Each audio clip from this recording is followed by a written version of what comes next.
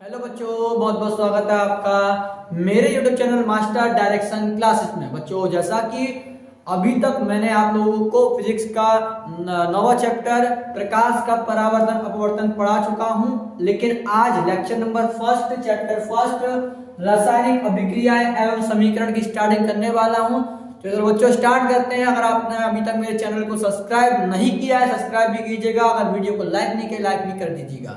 Start करते हैं आज के लेक्चर नंबर फर्स्ट को, रासायनिक अभिक्रियाएं एवं समीकरण।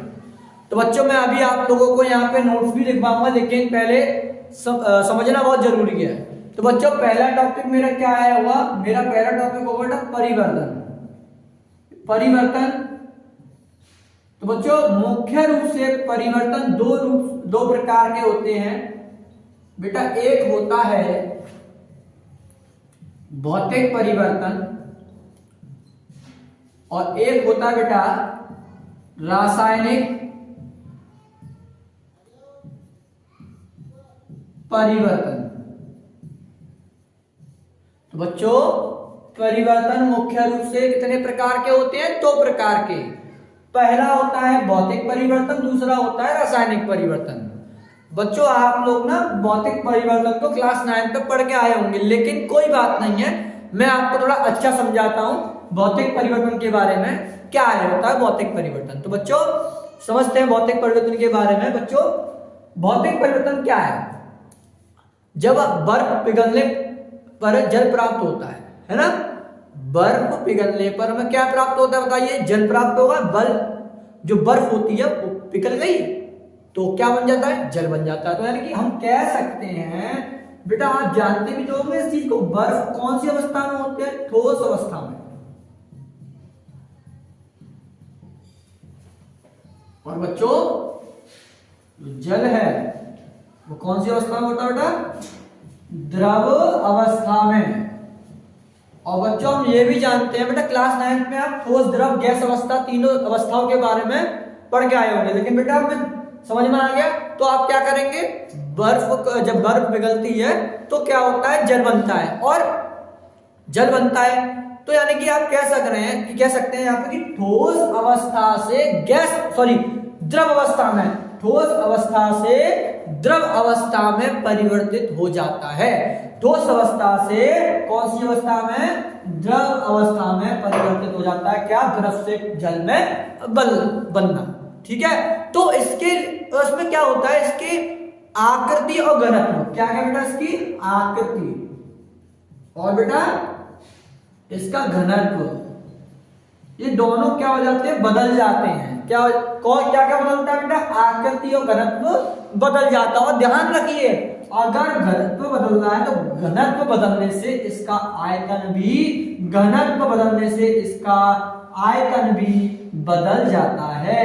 आयतन भी बदल जाता है। मैंने क्या कहा है? इसका आकृति और घनत्व बदलते हैं, इसके आकृति और घनत्व बदलते हैं। और अगर घनत्व बदलता है तो आयतन भी बदल जाता है। मैंने क्या कहा है कि बर्फ पिघलने पर जल प्राप्त होता है, यानी कि ठोस अवस्था से द्रव अवस्था में परिवर्तित हो जाता है। इसकी आकृति और घनत्व बदल जाता है। और अगर घनत्व बदलता है तो उसका आयतन भी बदलता है। समझ में आया बच्चों? और जल को अगर आप ठंडा करेंगे, किसको ठंडा करेंगे? जल को। अगर आप जल को ठंडा करेंगे तो वो पुनः किस रूप में आ जाएगा? ठोस अवस्था में, यानी कि बर्फ बन जाएगा, है ना। बर्फ ठोस अवस्था में होती है ना, ये आपको लिखवाए हैं यहाँ पे। समझ में आया बच्चों? मैंने क्या कहा है कि जल को अगर आप लोग ठंडा करेंगे, ठंडा करेंगे तो क्या होगा? जल को ठंडा करने पर पुनः ठोस अवस्था में परिवर्तित हो जाएगा। ठीक है बच्चों, जल को ठंडा करने पर पुनः वो किसमें? ठोस अवस्था में परिवर्तित हो जाएगा। तो जल और बर्फ, कौन बेटा? जल और बर्फ दोनों का ही रासायनिक संरचना क्या होती है? H2O। बर्फ और जल और बर्फ और तो जल है, इन दोनों की जो रासायनिक संरचना होती है वो क्या होती है? H2O। H2O क्या होती है? H2O, H यानी कि हाइड्रोजन और O यानी कि ऑक्सीजन। ठीक है बच्चों, अब यहां पे इस बात का भी ध्यान रखना है कि जल और रासायनिक संरचना एक ही होती है इनकी, लेकिन ध्यान रखिएगा इसमें कि जल के जमने और बर्फ के पिघलने, जल के जमने और बर्फ के पिघलने में रासायनिक रूप से किसमें बेटा? जल के जमने और बर्फ के पिघलने से में रासायनिक रूप से कोई भी परिवर्तन यानी कि कोई भी नया पदार्थ नहीं बनता है, कोई भी नया पदार्थ हमें प्राप्त नहीं होता है, और ना ही उनके द्रव्यमान में कोई परिवर्तन होता है, ठीक बच्चों? तो ऐसे यानी कि और ऐसे ही इसे ही क्या बोलते हैं? यह एक कैसा परिवर्तन है? ये एक अस्थाई परिवर्तन है। कैसा परिवर्तन है? अस्थाई परिवर्तन है। ये कैसा परिवर्तन है बेटा? अस्थाई परिवर्तन है। तो हम यहाँ कह सकते हैं कि इसी को ही हम क्या बोलते हैं? इसी को ही हम ऐसे परिवर्तन को ही हम भौतिक परिवर्तन कहते हैं। इसी को हम क्या बोलते हैं? भौतिक परिवर्तन कहते हैं। समझ में आ गया बच्चों आप लोगों के?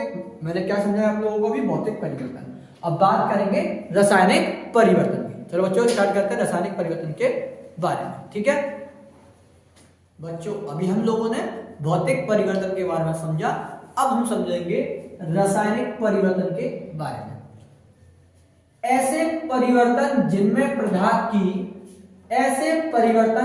पदार्थ की रासायनिक संरचना तथा रासायनिक गुण बदल जाते हैं, रासायनिक परिवर्तन कहलाते हैं। बेटा ऐसे परिवर्तन, कैसे परिवर्तन? जहां पदार्थ की संरचना या उसके गुण अगर बदल जाए तो हम कह सकते हैं वह रासायनिक परिवर्तन हो गया। उदाहरण के लिए भोजन का पचना, कोयले का जलना और चूने का बुझना। ठीक है, भोजन का पचना, कोयले का जलना और चूने का बुझना। अब बात आती है कि क्या ये रासायनिक अभिक्रिया है? जहां रासायनिक परिवर्तन हो रहा है तो हम कह सकते हैं हाँ ये एक रासायनिक अभिक्रिया है या रासायनिक अभिक्रिया हुई है। तो पहचाने कैसे? देखो उसके लक्षण क्या होते हैं मैं बताता हूं आप लोगों को। लक्षण जैसे कि हमें जुकाम हो गया है ना, तो लक्षण होते हैं, बुखार आ गया उसके लक्षण, टीबी की बीमारी लक्षण। इसी प्रकार से पहचाने लक्षण कैसे होते हैं इसके, देखिएगा, समझिए। देखो रंग में परिवर्तन हो सकता है। किसमें परिवर्तन हो सकता है बेटा? रंग में परिवर्तन। और अवस्था में परिवर्तन हो सकता है, अवस्था में परिवर्तन हो सकता है। और किसमें परिवर्तन हो सकता है? और बेटा गैस का निकलना या इसे क्या बोलते हैं? उत्सर्जन। ठीक है बेटा। और ये हो गए तापमान में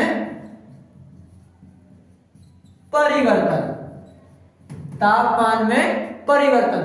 तो हम लोगों ने क्या समझा कि रासायनिक परिवर्तन ऐसे परिवर्तन जिनमें पदार्थ की रासायनिक संरचना तथा रासायनिक गुण बदल जाते हैं और रासायनिक परिवर्तन कहलाते हैं। चूने का बुझना, कोयले का जलना, भोजन का पचना। और कैसे रासायनिक परिवर्तन में अवस्था में परिवर्तन हो सकता है, रंग में परिवर्तन हो सकता है, गैस का निकलना यानी उत्सर्जन या तापमान में परिवर्तन हो सकता है। ठीक है बच्चों, लेकिन मैं आप लोगों को 10th के हिसाब से तो नोट्स के हिसाब से भी लिखवाता हूं, समझाता हूं। ठीक है, लेकिन मैं आशा उम्मीद करता हूं आप लोगों के भौतिक परिवर्तन और रासायनिक परिवर्तन समझ में आ गया होगा। जल्दी से बच्चों इसका स्क्रीनशॉट लीजिएगा। बच्चों अब हम लोग पढ़ेंगे रासायनिक अभिक्रिया। जब एक या अनेक पदार्थ आपस में अभिक्रिया करके नए पदार्थ बनाते हैं।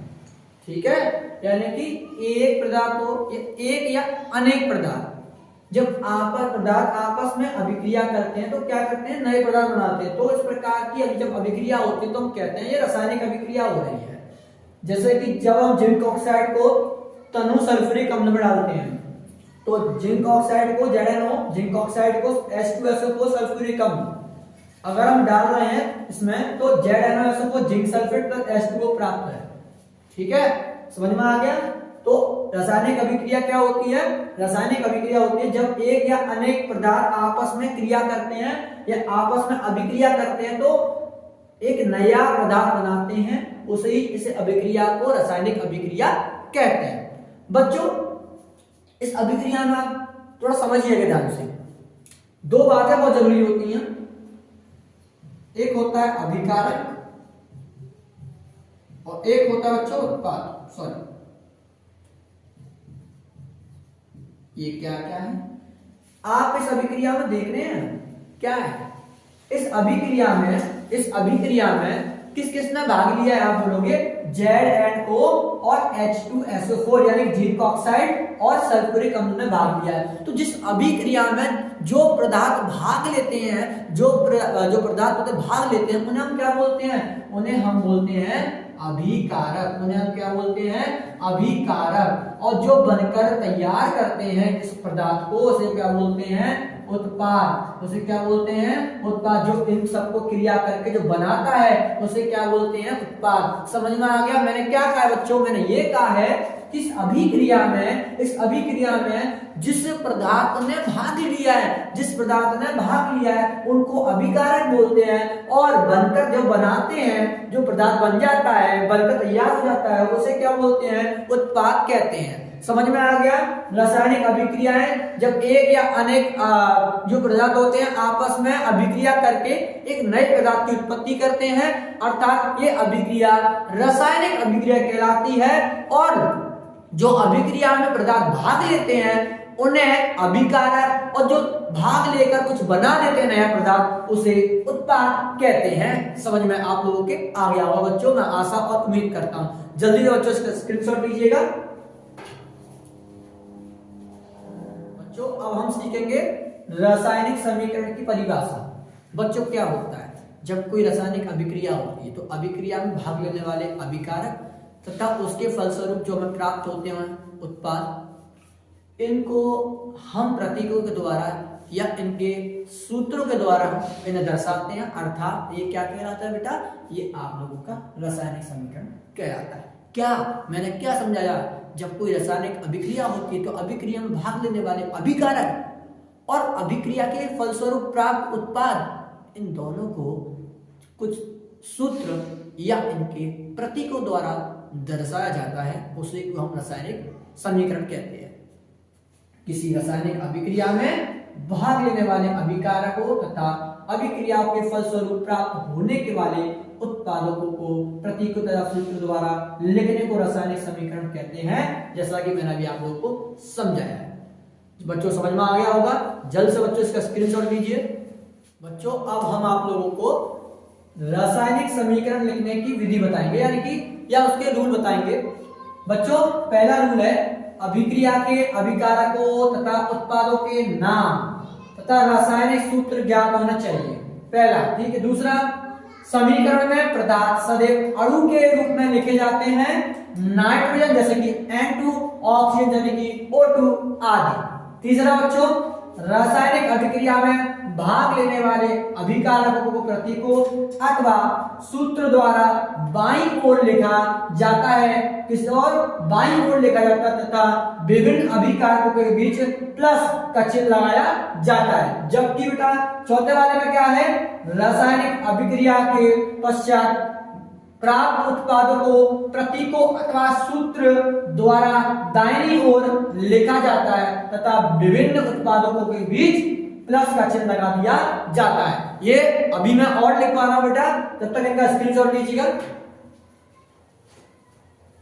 बच्चों अब पांचवा नियम क्या है? पांचवा विधि, फिर अभिकारक और उत्पादकों के मध्य एक तीर का चिन्ह लगाया जाता है। किनके मध्य बेटा? किनके बीच में? अभिकारक और उत्पाद।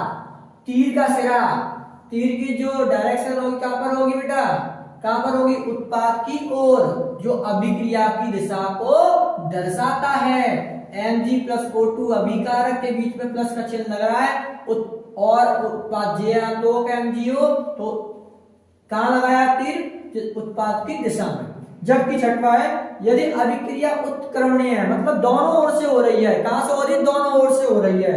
तो दोनों ओर से हो रही है, बाईं और दाईं ओर दोनों ओर से होती है, तो दो दिशाओं को अर्ध शीर्ष वाले तीर, मतलब ऐसा है ना, इससे दर्शाया जाता है। ठीक है बच्चों, तो हम लोगों के क्या हो गया, आप लोगों को मैंने आपको सिखा दिए कि रासायनिक समीकरण लिखने की विधि। मैं आशा उम्मीद करता हूं बच्चों आप लोगों की समझ में आया होगा। बच्चों जल्दी से इसका स्क्रीनशॉट लीजिएगा। बच्चों अब हम पढ़ेंगे रासायनिक समीकरण को संतुलित करना।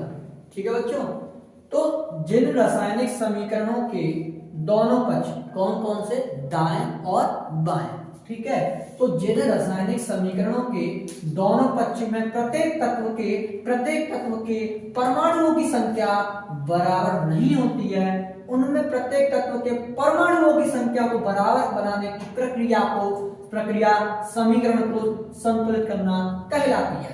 एक बार फिर समझिएगा क्या कह रहा हूं बेटा। जिन रासायनिक समीकरण के दोनों पक्ष के जो तत्व होते हैं, उन तत्वों की जो परमाणु संख्या होती है वो बराबर नहीं होती है, तो जो उन तत्व के परमाणु संख्या के जो संख्या होती है उनको बराबर बनाने की जो प्रक्रिया होती है उसे हम क्या बोलते हैं, संतुलित करना। फिर क्या, समीकरण का संतुलित। बच्चों अब हम लोग पढ़ेंगे अभिक्रियाओं के प्रकार। क्या होता है अभिक्रिया के प्रकार? बच्चों सबसे पहले अभिक्रिया होती है संयोजन अभिक्रिया, जिसे हम योगात्मक अभिक्रिया भी कहते हैं। क्या होती है बच्चों ये?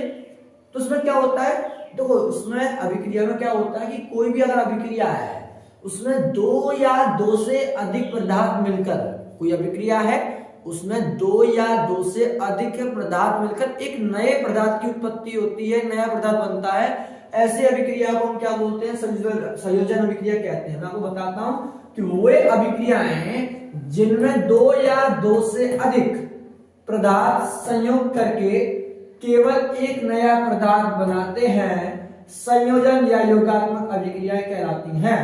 जैसे कि अगर आप सल्फर को वायु में, अगर आप उदाहरण के लिए सल्फर को वायु में जलाने पर क्या, अगर आप सल्फर डाइऑक्साइड गैस बनती है, इस अभिक्रिया में गंधक, मतलब गंधक का मतलब होता है सल्फर, ठीक है ना, वायु की ऑक्सीजन का योग होता है ना, गंधकता वायु की ऑक्सीजन का क्या होता है, योग होता है। तो सल्फर और O2 जुड़कर क्या बन गया, अभिक्रिया करके सल्फर डाइऑक्साइड बन चुका है। ठीक है बच्चों, तो ये पहली अभिक्रिया हम लोगों ने पढ़ी है, संयोजन अभिक्रिया। मैं आशा उम्मीद करता हूं आप लोगों को बिल्कुल समझ में आई हो। इसका स्क्रीनशॉट आप लोगों को पढ़ाएंगे। अभिक्रिया नंबर 2, विस्थापन अभिक्रिया। क्या होती है बच्चों? वे अभिक्रियाएं जिनमें किसी यौगिक के अणु, वे अभिक्रियाएं जिनमें किसी यौगिक के अणु कि किसी एक तत्व का परमाणु अथवा परमाणुओं के समूह के, किसी एक तत्व का परमाणु अथवा परमाणुओं के स्थान पर किसी दूसरे तत्व का परमाणु अथवा परमाणुओं का समूह आ जाता है, विस्थापन अभिक्रिया कहलाती है। जैसे बच्चों आप लोग क्या करें, कॉपर सल्फेट का एक विलयन होता है, उस कॉपर सल्फेट के विलयन में जब आप लोहे की कील को डालेंगे, कुछ समय बाद देखेंगे आप लोग कि लोहे की कील पर जो बाहर, उसके बाहरी ओर ना बाहरी परत कॉपर की परत आ जाएगी। जिस प्रकार लिखा है ना, कॉपर सल्फेट के विलयन में लोहे की कील डालेंगे तो निम्नलिखित अभिक्रिया होती है। अभिक्रिया ये होती है कि लोहे की कीलों पर किस धातु की परत जमा हो जाती है बेटा, कॉपर की। CuSO4 कॉपर सल्फेट होता है, Fe आयरन होता है ना, और अभिक्रिया करके FeSO4 हो जाता है, फेरस सल्फेट हो जाता है और कॉपर अलग Cu। ठीक है बच्चों, तो ये अभिक्रिया क्या है बच्चों, ये अभिक्रिया आप लोगों की विस्थापन अभिक्रिया। ठीक है बच्चों, स्क्रीनशॉट लीजिए इसका। अब हम पढ़ेंगे द्विविस्थापन अभिक्रियाएं।